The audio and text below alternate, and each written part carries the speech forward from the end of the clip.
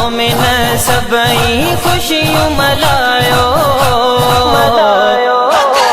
मदीने जो साईं आयो मदीने जो साईं आयो।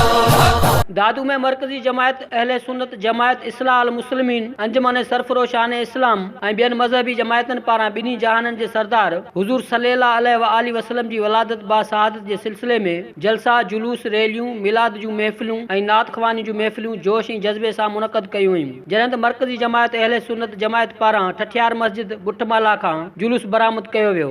अंजमन सरफरोशान इस्लाम पारां कामरान मलक जी अॻवानी में आस्ताना चांदनी चौक खां दादू प्रेस क्लब ताईं रैली कढी वई। जॾहिं त जमायत इस्लाह अल मुस्लिमीन ज़िला दादू ज़ोन 1 पारां मस्जिद कुबा खां प्रेस क्लब ताईं अलामा खलीफ़ा अली हसन लाशारी खलीफ़ा प्रोफेसर नेमतुल्लाह कुरैशी ताहिरी मुफ्ती सईद नवाज़ बुरोही ताहिरी सईद अहमद मेमून जी अॻवानी में पिणु शानदार रैली कढी वई। उन मौक़े ते अॻवाननि तेज़ टीवी न्यूज़ सां ॻाल्हाईंदे चयो त जंहिंजे सदके अल्लाह ताला ज़मीन व आसमान सिज चंड सितारा पैदा कया आहिनि जंहिंजे सदके अल्लाह ताला पंहिंजो पाण खे ज़ाहिर कयो आहे उन महबूब जी ख़ुशी छो न मल्हाइजे। सभई मुस्तफ़ा जा परवाना मुंहिंजे मुझ सॼण साईं जा ग़ुलाम अक़ीदत ऐं मुहबत सां पंहिंजे मुहबत जो इज़हार कंदे ऐं ईद मिलादुन्नबी जो जुलूस ख़ुशी सां मल्हाए रहिया आहिनि। जीअं असांखे इंतज़ारु हूंदो आहे ईद जो ईअं असांखे रबीउल अव्वल जो इंतज़ारु हूंदो आहे। 12 रबीउल अव्वल जो असांजो मरकज़ी जुलूस निकिरंदो आहे जेको मुख़्तलिफ़ रूटनि खां थी करे ऐं प्रेस क्लब ते इख़्तिताम पज़ीर थींदो। जेके बि तव्हां ॾिसो पिया था हिन रैली में इहे सभु नबी अकरम सल्लल्लाहु अलैहि वसल्लम जी मोहबत में निकिता आहिनि